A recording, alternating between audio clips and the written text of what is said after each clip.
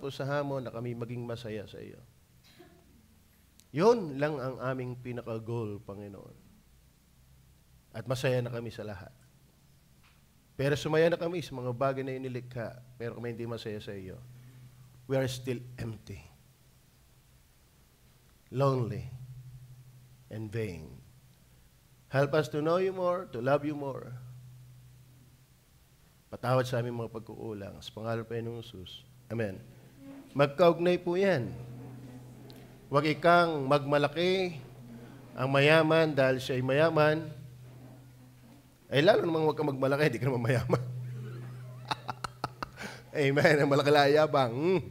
Okay. Huwag magmalaki dahil kayo makapangyarihan. Dahil kayo matalino.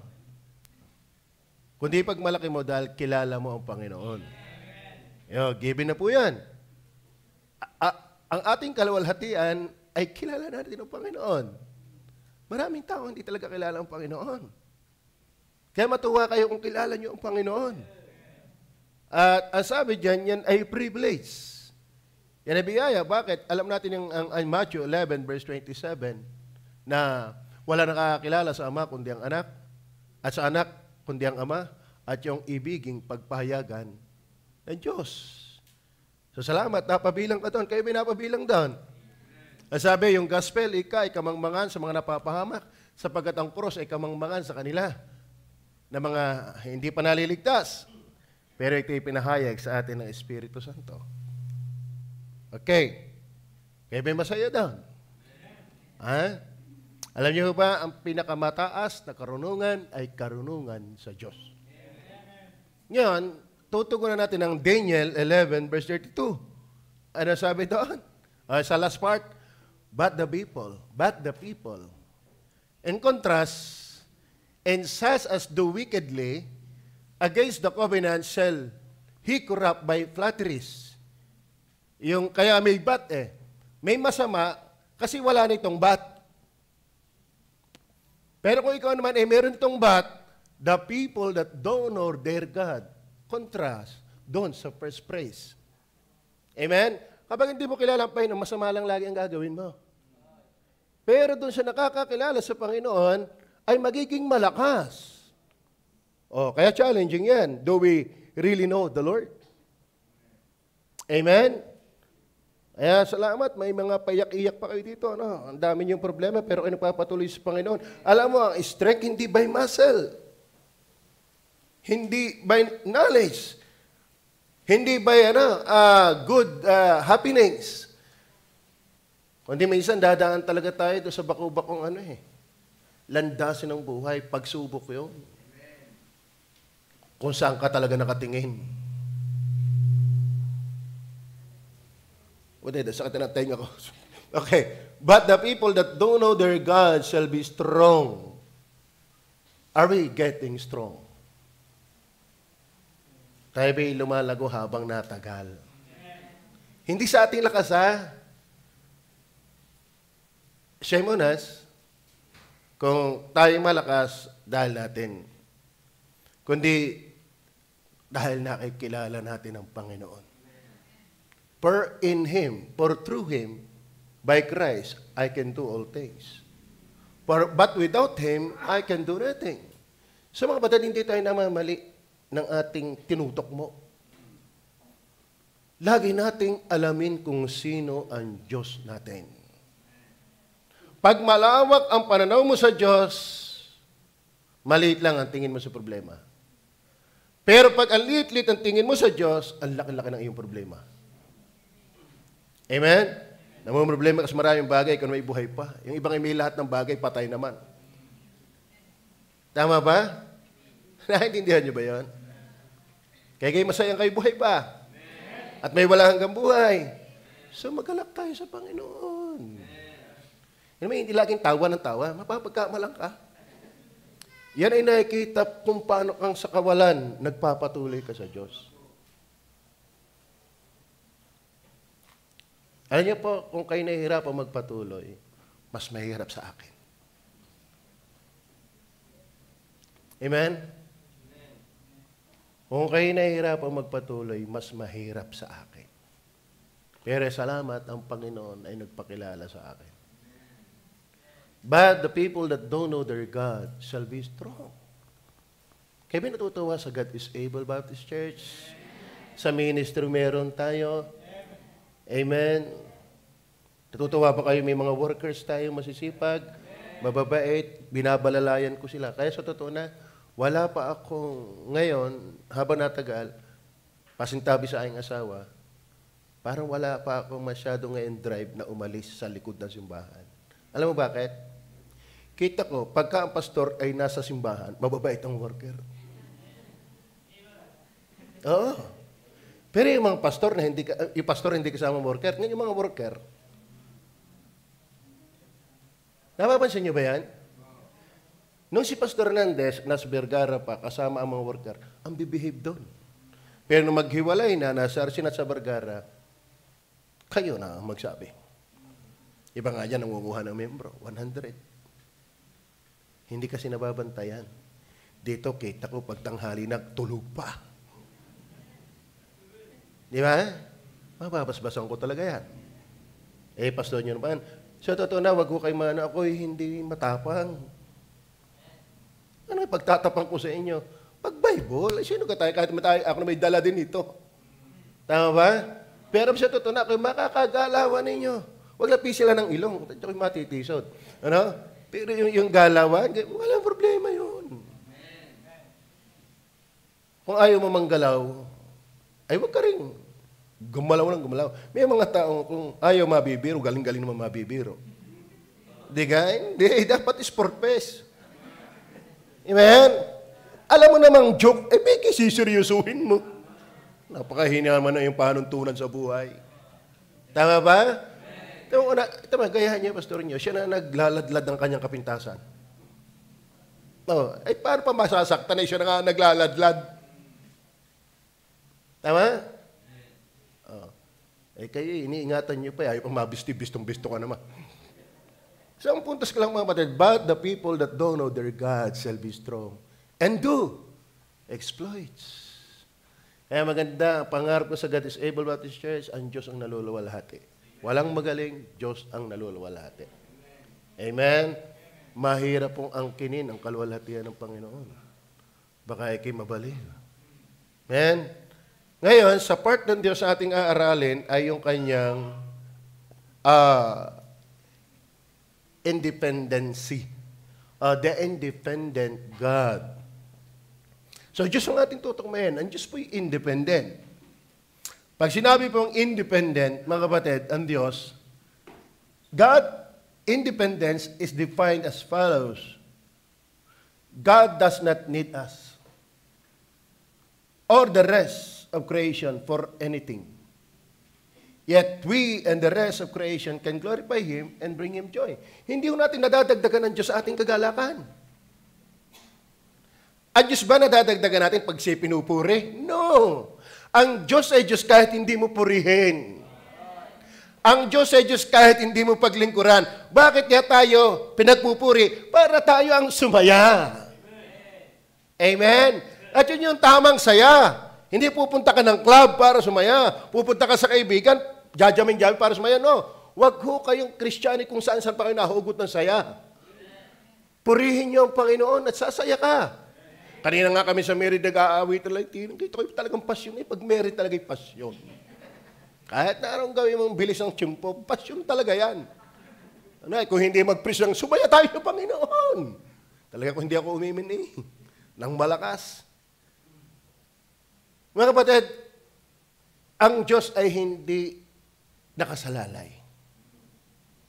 Tama? Ito, kaya maganda doon yung akin nabasong ito. Sabi niya, God doesn't need us or the rest of creation for anything. Yet, we and the rest of creation can glorify Him and bring Him joy. This attribute of God is sometimes called His self-existence. So pag sinabi ang Diyos ay independent, mga kapatid, hindi niya kailangan ng lahat. Ikaw at ako'y hindi niya kailangan. Amen? Ang Diyos ay Diyos, sabi ko nga lagi sa inyo, Ang Diyos ay Diyos kahit wala tayo. Pero wala tayo kung wala ang Diyos. Kaya tayo, totoo naman. Alam mo pa, kinatagalan sa Panginoon, nabasa, babad ka sa Bible, nanalangin ka, tapos tumatagal ka na naman kahit paano sa ministry. Parang, kung hindi lang ako nagbabalalay sa inyo, kay batuting-batuti sa inyo. Kasi dinaanan na din. Amen? Tama ba? Kaya, let me encourage you, gasino na yan dinadaanan nyo. Lalo kung yung dinaanan ni Job, sabi ng mga ito, lupit ka na yan. Wag isbisan ko din ng kaunti yan kanina. So, yan ang ating pag-uusapan. Self-independency of God.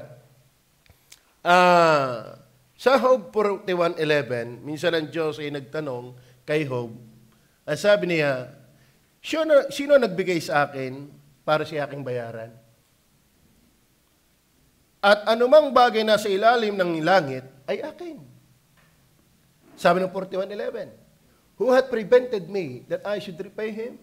Whatsoever is under the whole heaven is mine. Amen? Ang Diyos po'y hindi magkukumahog. Wala pa siya nililikha, hindi naman siya kumahog. Siya ay tuyag, magpakawalang hanggan, magpasawalang hanggan. So, hindi niya kailangan ng anghel, kaya siya'y lumikha ng anghel. Hindi niya kailangan ng tao, kaya siya'y lumikha ng tao. Hindi niya kailangan ng planeta, kaya siya'y lumikha ng planeta. Hindi siya lumikha ng lahat ng living creature dahil kailangan niya yon. No! Yan po may waga sa Diyos. Nilikha niya yon para sa Kanya. Para tayo makabahagi ng Kanyang kagalakan. So, ang independency of God ay pumapatak diyan, number 1. Bibilisan na natin, mga puntos ito. Letter A, yung kanyang self-existence. Kaya siya independence, siya ang buhay sa kanyang sarili.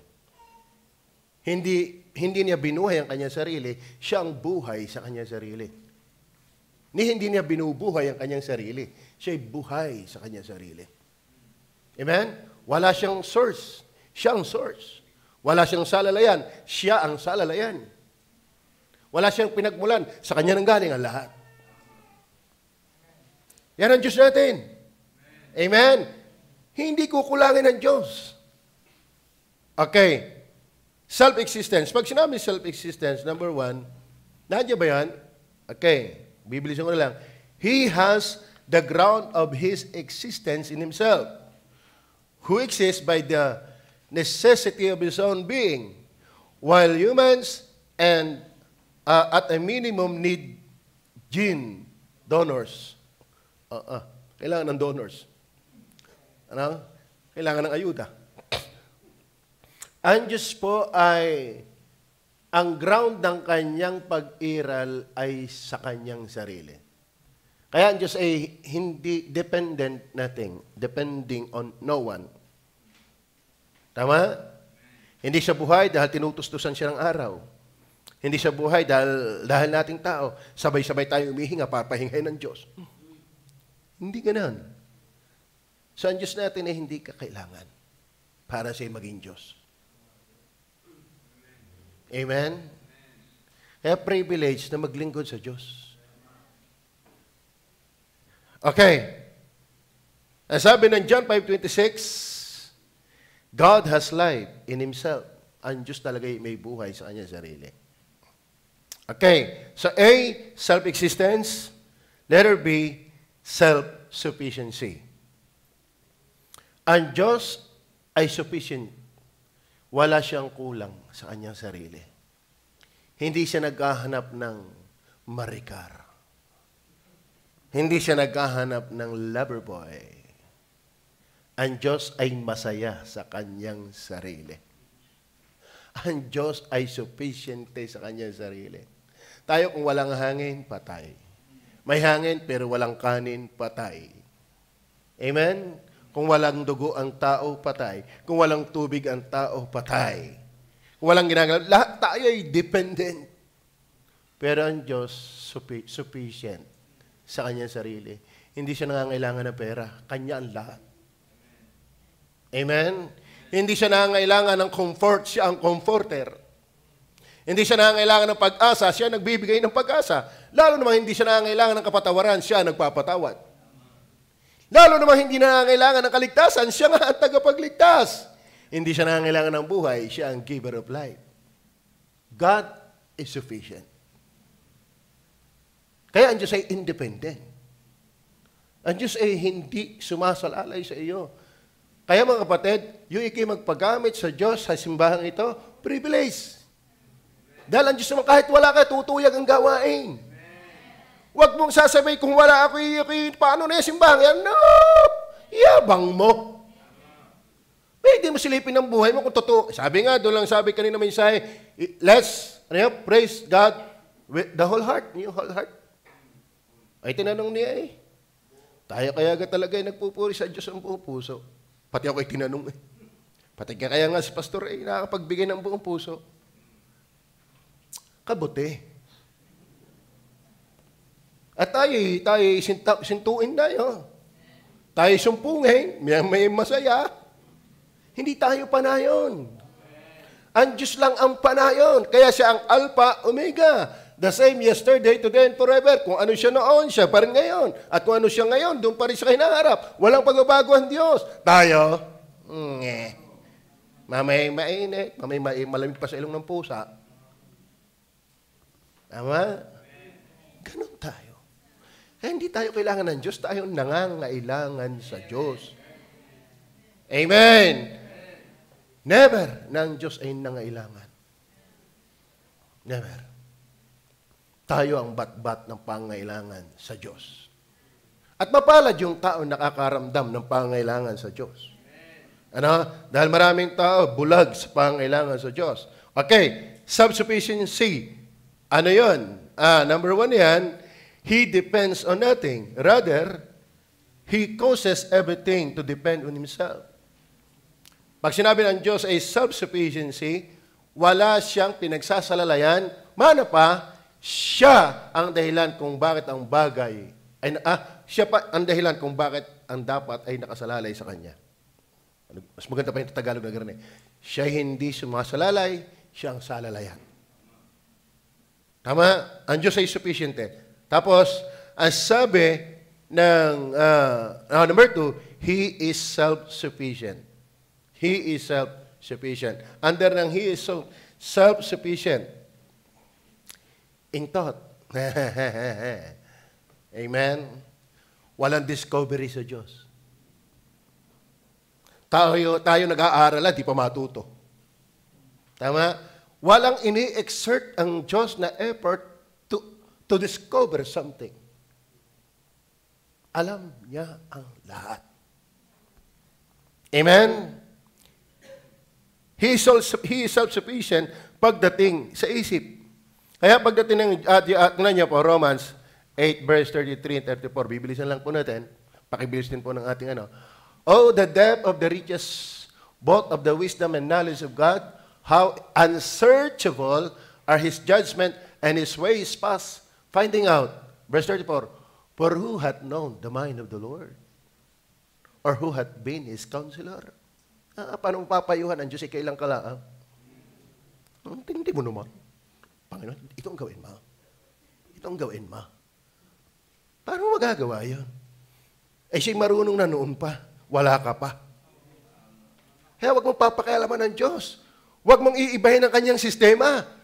Ang susundin natin sa church na ito, yung sistema niya, hindi sistema mo. Amen? Tama ho ba? Dahil ang marunong ay siya, hindi ikaw, hindi ako.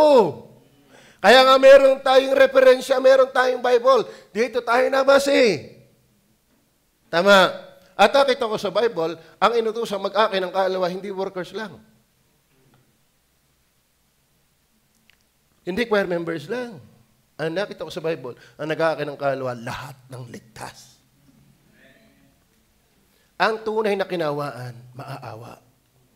Ang tunay na minahal, magmamahal. Ang tunay na iniligtas, mahahabag sa hindi paligtas. Tama. For I hath known the mind of the Lord. Ang Diyos pagdating sa isip, hindi siya nangangailangan ng tagapayo. Ay, ano kang gagawin ko din is taong are? Ang hihing payuhan. Wala. Sino? Si Papayo doon. Ano pipiliin ko rin siya. Ang Diyos ay personal na nagpapasyang mag-isa. At siya hindi pwedeng magkamali. Alam mo bakit di siya pwedeng magkamali? Siya ang batas. Walang bumabatas sa Kanya.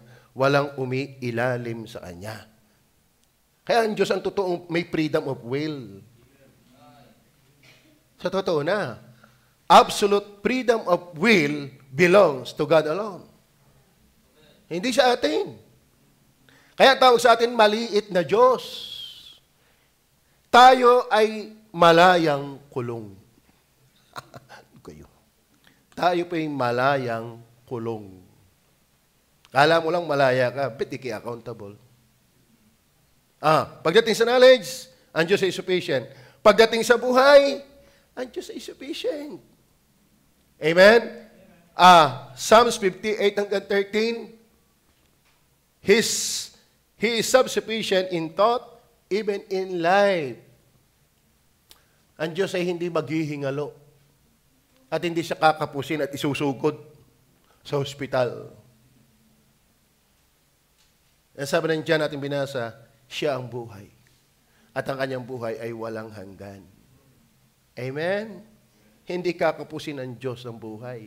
Ang sarap ng ating Diyos. Kaya siya nakakapagbigay na walang hanggang buhay dahil nga siya ay mayroon lang noon. Okay. In thought, in life, in will. Daniel chapter 4, verse 35. Tingnan na lang isa natin talata. In will. And all the inhabitants of the earth are reputed as nothing. And he doeth according to his will. In the army of heaven and among the inhabitants of the earth, and none can stay in his hand. Or saying, what dost thou? Ano ba, batid? Pag siya nagpasya, hindi mo kayang pigilan yan. Sabi nga ng Bible, siya pag nagbukas, wala makakapagsara. At pag siya nagsara, wala makakapagbukas. Ang Diyos po, pagdating sa kanyang kalooban, kanyang kagustuhan, yan po'y sufficient. Amen? Ako'y naniniwala, walang kabiguan sa Diyos. Ang Diyos ay hindi hinagpis na hinagpis sa langit. Bakit siya nasa impyerno? Ay gusto ko siyang maligtas. Hindi bigo ang Diyos sa mga nasa impyerno.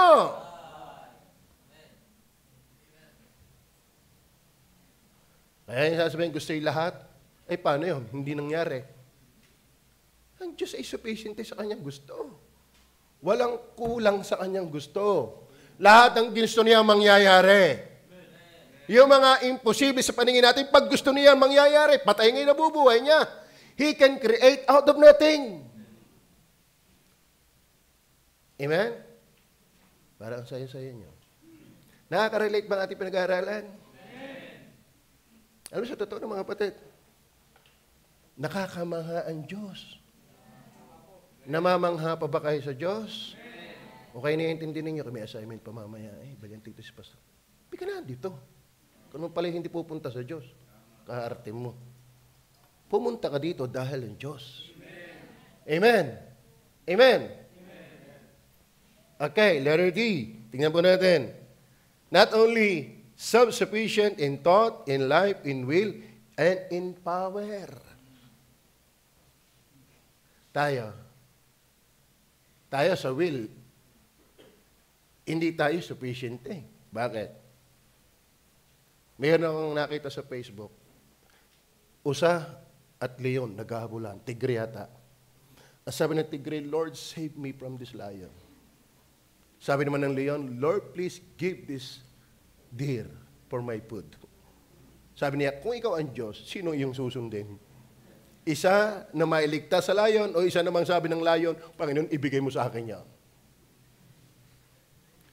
Kaya pag ikaw tumayon Diyos, nakakahirap. Ano? Mahirap. Minsan may nagano niya, may nagpelikula niyan. Ay lahat ay gusto tumama sa waiting. Lahat, may tatlong lalaki, isang gusto ang babae.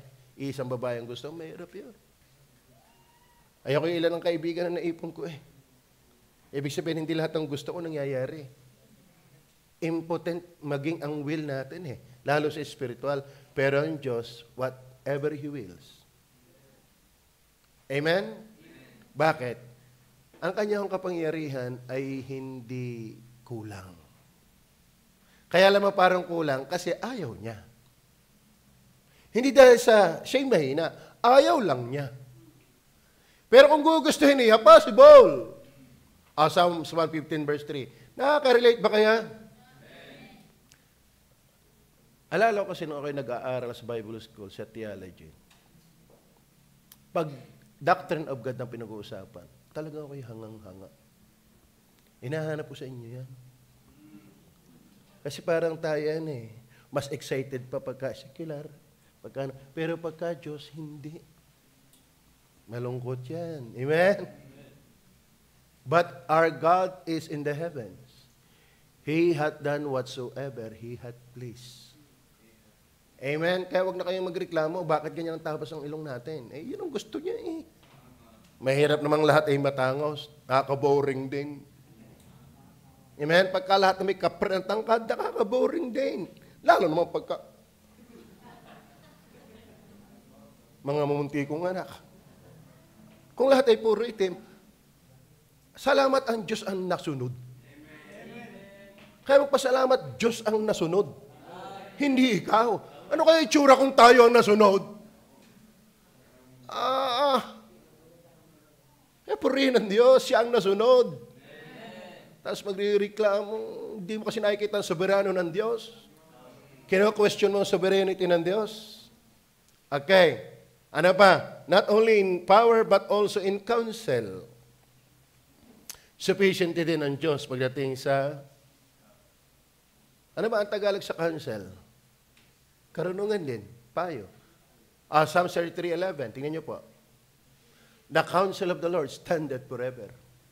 The thoughts of His heart to all generations. Kaya mga kapatid, laging pag tayo mananalangin, dapat ating isang guni, Lord, ito ba talagay ayon sa kalooban mo? Bakit? Ang payo niya ang tatayo. Amen? Naintindihan niyo ba yan? Ang Diyos po ay pagdating sa kanyang payo, pagdating sa kanyang karunungan, pagdating sa kaalaman kung ano yung maganda, ay hindi siya kumahog. Alam niya ang best. Amen? Nung malaman ko, Panginoon, hindi na ako nagreklamo, ako'y pilay. Ang panalangin ko na lang, Lord, ikaw'y maluwalhati ko sa pagiging pilay. Amen? Iba nagtatanong pa, bakit ako'y napapunta sa linyadang mga pango? At least nakakahinga. At ang butas patungo. Hindi patingala. Ang piyas pa lang ng ulan, sipuni na. Amen? Akalain mo na sa bahay kayo kundi magpayong, bawal maampiyasan. Pasalamat sa Diyos. Kaya sabi nga sa inyo, masarap makilala ang Panginoon. Hindi ka magiging reklamador, wala kang spirit of competition, pagalingan. No, bakit? Nakikita may bisalamat, no? Ito binigyan ng Panginoon ng garne. Tama ba? Hindi ganoon. Kaya hindi pasikatan ng ministry. Hindi pagalingan. Kung pagpalahin, praise the Lord. Kapurihan ng Panginoon. Dahil ang Diyos naman ay nagbigay ng leader na 50, leader ng 40, leader na 100. Ang Panginoon ang didesign yan. Ang ngayon lang ay di pasalamatan ng Panginoon. Tama? Hindi lang in power and counsel, maging nasaan ito?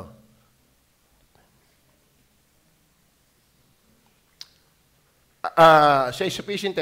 Causes all things to depend on Him, source of all existence. So, yan na yan. In Him we live. Okay, tapusin natin yan. Una, letter A, self-existence. Letter B, self-sufficiency. Then letter C. Mga kapatid, pag sinabing siya independence, ay hindi lang po siya ay self-existence, self-sufficiency, kundi siya po ay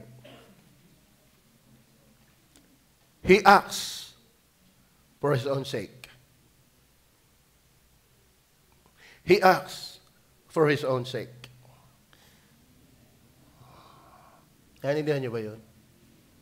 Siya'y gumagawa para sa kanyang kapakanan. Yan ho ang banal na pagtataas ng sarili. Tinan nyo ha. Sabi sa Ezekiel, ito yung kwento bago dumating ang 36 verse 26 and 27, bibigyan ko kayo ng bagong puso, bagong diwa, at palalakahan ko kayo sa aking kautusan. Bakit? Previous verses, hinahamak mo ang aking pangalan ng napakatagal. Naintindihan niyo ba yan? Ibig sabihin, hanggat ang tao hindi kilala ang Diyos, nilalapastangan ang Diyos. Tama ba? So, hindi kanya ililigtas dahil ang importante mo. Dahil wala kang kasing value. Our real value is when God values us. Not necessarily we are valuable. Iniligtas pa rin niya tayo for the sake of His name. Why? Hanggat hindi ka ligtas, hamak sa iyo ang Diyos. Pero bakit ka niya iniligtas? Nang papurihan mo ang Diyos. Ang Panginoon po hindi gumagawa para sa kapritsyo mo, kundi para pa rin sa Kanya. Hindi niyo ba yan? Kaya ito mga batid, kung talagang ligtas ka, niligtas ka para luwalhatian ng Diyos. Dahil ang buhay ng hindi ligtas, hindi nagpapahalaga talaga sa Diyos. Yan po ang content yan. Mga batid, hindi ko na lang babaybayin lahat. Naintindihan niyo ba yan? O mabilis? Mabilis ho ba? May naiintindihan? Sa mga Bible students, siguro madaling makagrasp yan kasi sanay nang nag-aaral yan. Pero sa inyo, nawala sa Bible School, naiintindihan ho ba to? Naiintindihan ho ba? Okay. He acts for His own sake. Ang Diyos po ay walang salalayan. Kaya siya ay sufficiente, nabubuhay sa kanyang sarili, at siya ay gumagawa para sa kanyang sarili.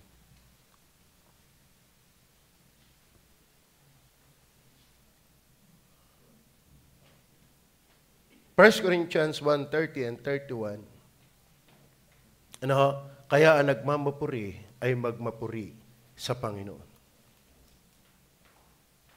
Lahat ng ginagawa ng Diyos ay hindi dahil may utang na loob siya sa atin. Lahat ng kanyang ginagawa ay para rin sa Kanya. Tama ba? Nung siya'y gumawa ng langit at ang lupa, hindi necessarily para sa tao. Para ituro na talagang may Diyos na lumilikha. At ang tao naman kaya nilikha para ang tao ay makakilala at ma-appreciate dahil may Diyos na lumikha. Puro nakaturo sa lumikha, hindi sa nilikha. Huwag nating aagawan ng kapurihan ang Panginoon. Amen? Ang Diyos ba'y may layunin dito sa hindi naliligtas? Nahati yan. Ako'y naniwala dito, Kung hindi pinintulutan ng Diyos ang kasalanan, hindi mahayag ang kanyang awa. Tama ba? Paano siya maaawa ng pagpapatawad? Wala namang patatawarin. Kaya sa kaligtasan, naluluwalhati ang kanyang biyaya, awa at pag-ibig. Ngayon, doon sa napapahamak, paano naluluwalhati ang Diyos? Nakakaluwalhati. Dapat itas mo ang Diyos. Ang Diyos ay hindi konsentidor sa kasalanan. Nag-i-stand siya sa kabanalan. Kaya doon sa mga napahamak, ang Diyos ay banal. Doon sa mga naligtas, ang Diyos ay pag-ibig. Puro Kanya pa rin ang dulo. Hindi sa atin. Amen? Kaya wag tayong aagaw. Ang ating puro pasalamat lang. Ang ating ay puro pagpupuri lang. Wala tayong pwedeng angkinin. Lagi kong sinasabihan si Utoy dati, bigyan mo yan. Ang dami nagkakakra sa akin. Sabi ko, Utoy, kasi nung bata ako ang layo mo sa akin. Sino gayon? Si Tomas. Sabi, Utoy, huwag kang mayabang. Pagpasalamat mo na lang ikaw ay gayan. Inaagapan mamaya namin ang kwento Dati, ako'y kinuhang player ng badminton. Ang galing ko kasing humampas. Huti, hindi ganyan. Biyaya't nakakahampas ka. Sige, hampasin kita. Laging itutuwid mo. Bakit? Ando talaga yung espiritu na yabang. Nagkaroon lang ng kaunting galing, kaunting itsura, ay yabang na. Alam mo naman, walang kaitsura, yabang. Di ka? Amen. Ang tama, may palibasa tayo na iputan, hindi lang naiputan, nataihan ni Lucifer. Napagmana tayo ng yabang. Amen? At alam naman natin sa ating sarili yan eh. Pwede tayo kasi yung pride, pwede magtago sa humility. O, pwede din magtago ang pride sa humility. Nagalalim ng kasalanan. Kaya the heart is deceitful above all things. Ano? Kaya magaling pa yung Sprite, magpakatuto ka, sister. Amen. He asks for his own. Then, letter D, areas of his independence. Areas of his independence. Saan ba ang Diyos independent? Ano bang area na ang Diyos talaga? Siya lang, kahit wala ka. Amen? Kaya mo ba, Brother Running, mabuhay na walang magulang? Ang magulang mo, kaya mabuhay ng walang magulang nila? Babagtasin natin yan, balik kay Eva. Amen? Si Eva ba, kaya mabuhay ng kanilang sarili? Babalik yan. Si Diyos ang dumali. Ngayon, sino ang bumubuhay? Sino ang sinasalalayan ng Diyos? Wala. Ito yung areas. Number 1, areas of His independence in relation to creation. In relation to creation, transcendence. Ang Diyos ay angat sa kanyang nilikha. Kaya siya'y walang katulad. So, hindi siya pwedeng nakasalalay sa kanyang nilikha. Mahabang basahin. Pero basahin niyo at may enjoy yan sa inyong sarili. May enjoy niyo ang Panginoon. Then number 2, na kung saan siya independence. Hindi lang siya ay in relation to creation, transcendence, in relation to time. In relation to time. God is not contained in time, but time is contained in God. Naintindihan niyo ba yan? Ang Diyos walang orasan. Ang Diyos ay hindi nakasalalay sa oras. Ang Diyos ay hindi napapaloob sa oras, pero ang oras napapaloob sa Kanya. Tanungin mo ang Diyos ang oras na. Ay ba, gabi na yata, ba, ito mas itulog na. Di gabi na. Amen? Ano kaya? Sa atin, 1,000 taon natin, sa mababaw na paghahambing, ay, ano yan? Isang araw ba? Isang araw sa Diyos, 1,000 taon sa atin. Tama? Ang Diyos hindi nakabasalalay sa oras. Kaya ang Diyos walang discretion, wala ding ano yan? Wala siyang paghina, wala ring paglakas. He is the eternal now. Kaya walang bukas sa Panginoon, wala ring kahapon sa Panginoon. Tayo, may kahapon, tayo may ngayon, hindi ko alam kung tayo may bukas. Sino nakapagsabi? Sabi nining kanina, hindi ko alam kung may buhay pa bukas. Hindi, panalangin natin. Okay, number 3. Number 3, in relation to time, in relation to space. In relation to space. Ang Diyos ay independent yan. Bakit? Ang Diyos ay immensity, immanence, omnipresence. Tayo ay ang yabang ng tao, tingting ang pinsan ko. Sabi ni Dante. Luilip mo kami. Pastor, grabe yung pinsan namin. Nagpagawa ng kanyang bahay, ang saklaw ay 900 square meter. Yung laki nga na. Ay, naliliitan pa ho, Pastor. Hindi natin may kasama ng ano eh. May kasamang halo. Abay, 900 square meter na ba? Lupit na. Ang laki ng space mo. Tapos tatatlo daw namang mag-aanak. Muhumultuhin niyo. Ano? Pero ang Diyos, mga kapatid, sa universe ay hindi nakasalalay para lang siya'y mabuhay.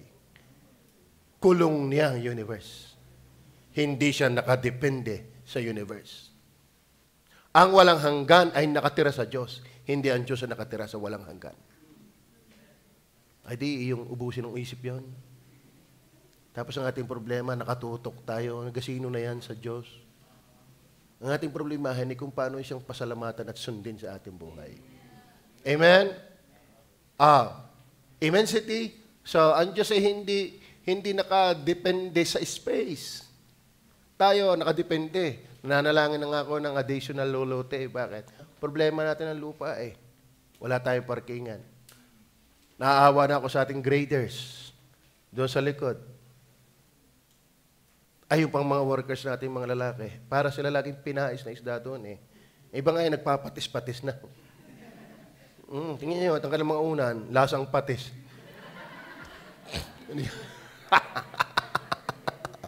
Di nga? Kita ko, di ipanalangin natin. Amen, sa totoo na. Ako nagpapasalamat, hindi naman maganda ang aming bahay. Para walang datos sa akin. Pastor, puro paganda. Mga workers naman ang bahay. Di sige, magkapuna kami gayon din. Pag naulay, pundiyo'y basa rin. Tama ba? So, panalangin natin. Kasi tayo dependent sa space. Pero ang Diyos ay hindi. Amen? Siya ang space ng lahat. Pero ang Diyos walang space. Ang lupit niyan. Nakikita niyo ba kaya? Amen? Kaya galit na galit siya sa Diyos-Diyusan. Number 4. Tingnan po natin. Number 4. In relation to change. In relation to change. Ang Diyos ay immutable. Ang Diyos po ay hindi pwedeng mabago. Ang dispensation is belong to creation, not to God. Pero yung dispensation sa Diyos ay tapos na yung bukas. Sa atin lang na may dispensation. Bakit? Tayo ay hindi kahapon. Hindi rin tayo ngayon. At hindi rin tayo bukas. Ano ba ang dispensation? Hati-hati ng panahon. May dispensation of innocent, dispensation of law, may dispensation of kingdom, grace, covenant, etc. Imutan ko na, Abrahamic covenant. In relation to change. Ang Diyos po hindi nakasalalay na, ako kayo makapagbago ng tayo, kung ngalay ng pagkakaupo eh. Hindi. Ang Diyos ay hindi nagbabago. Ang Diyos ay hindi nangangalay. Kalahin mo buhat ng likhay ng Diyos sa sanlibutan, tangan pa niya hanggang ngayon yan? Hindi siya nangangalay. Ang Diyos ay hindi nagbabago. Amen? Yang kahit naman yung climate, hindi naman nagbabago yan. Palabas laang yan, pakulo laang yan. Para tayo dumipende sa kanila. Pero sa totoo na, naghihilom ang ozone layer sa kanyang sarili. Kahit nga ang ating balat, pag inasugatan, nagaling yan ng kanya. Liban na lang kay diabetic. Tama ba? Naputol ang liig mo? Ay, wala nang galingan yan. Talaga wala na. Yung gumaling na talagang tayo di ang Diyos. Ibang lipon yun. Amen? So, in relation to change, ang Diyos po hindi nangangalay. Ang Diyos hindi pa bago-bago ng posisyon. Ang Diyos po walang subject ng pagbabago. That's our God. Amen? Tayo ang laging ngalay. Amen? Tayo spiritual noon. Ay ngayon. Tayo masaya noon. Ay ngayon. Tayo in love noon sa Panginoon. Ay ngayon. Number 5. In relation to death. Ang Diyos ba'y namamatay? Ang Diyos ay immortal. Walang kamatayan ng Diyos. So, saan ang Diyos independent? Sang area. Ang Diyos po ay immutable. Immutability. And then, so, tingnan na kasi mahaba rin.